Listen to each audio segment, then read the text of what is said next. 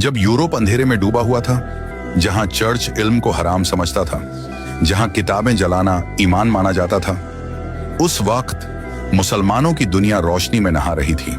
Baghdad की गलियों में कलमों की आवाज गूंजती थी, दमिश्क की मस्जिदों में गणित पढ़ाई जाती थी, काहिरा की लाइब्रेरीज में तारों का नक्शा बनाया जा रहा था, और एंदलुस स्पेन में मुसलमान बच्चे तारीख, फिजिक्स और तफसीर एक साथ पढ़ते थे। वो वक्त जब इल्म इबादत बन गया था। अल जजरी, जिसने पानी से चलने वाली मशीनें बनाई, ऐसी मशीन्स जिनके बिना आज का इंजन पॉसिबल नहीं, उसने क्रैंक शाफ्ट बनाया जो आज हर कार इंजन का दिल है। इब्न सीना अविसेना, जिसने पहली बार बताया कि बीमारी शरीर में नहीं लाइफस्टाइल में होती है। उसकी किताब अल कानून फी अल तिब 500 साल तक यूरोप की मेडिकल यूनिवर्सिटीज में टेक्स्ट बुक रही। अल ख्वारिज़मी, जिसने अलजब्र से अलजीब्रा बनाया और पहली बार दुनिया को बताया कि नंबर्स सिर्फ गिनती नहीं, लॉजिक भी हैं। आज के एल्गोरिदम्स, एआई और कंप्यूटर्स उसी के सूत्रों से बने हैं। और इब्न अल हैथम, जिसने कहा रोशनी आंख में नहीं जाती, आंख रोशनी को समझती है। वो आज भी फादर ऑफ ऑप्टिक्स कहलाता है। लेकिन फिर आया वो काला दिन, 1258 ईस्वी, मंगोल्स का हमला बगदाद पर। लाखों किताबें, हजारों साल की मेहनत दजला नदी में फेंक दी गई, इतनी कि पानी स्याही से काला पड़ गया।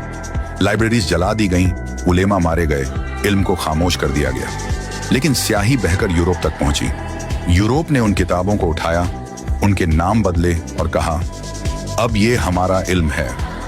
इब्न सीना बन गया अविसेना, इब्न रुश्द बन गया अवेरोएस, अल जजारी की मशीन्स बन गईं लियोनार्डो दा विंची स्केचेस, और उमर खयाम के गणित को न्यूटन्स लॉ कहा गया। उन्होंने कहा, वी डिस्कवर्ड साइंस। मगर सच्चाई ये थी, उन्होंने इस्लामिक नॉलेज को वेस्टर्न ग्लोरी में लपेट दिया। फिर जब यूरोप डार्क एज से निकला, उन्होंने उसे कहा रेनेसांस, पुनर्जागरण। मगर वो रोशनी बगदाद की राख में जली थी। आज भी नासा के सैटेलाइट्स हों, एआई के न्यूरल नेटवर्क्स हों, या हॉस्पिटल्स के सीटी स्कैनर्स, हर जगह अल जजारी, इब्न सिना और अल ख्वारिज़मी की छाया जिंदा है। बस फर्क इतना है, अब किताबों के कवर पर उनके नाम नहीं बल्कि वेस्टर्न नेम्स की मोहर लगी है। लेकिन सच्चाई मिटाई नहीं जा सकती। वो हर मशीन के गियर में घूम रही है, हर एल्गोरिदम की कैलकुलेशन में धड़क रही है, और हर रोशनी की किरण में चमक रही है, जो कहती है साइंस की रूह इस्लाम से निकली थी।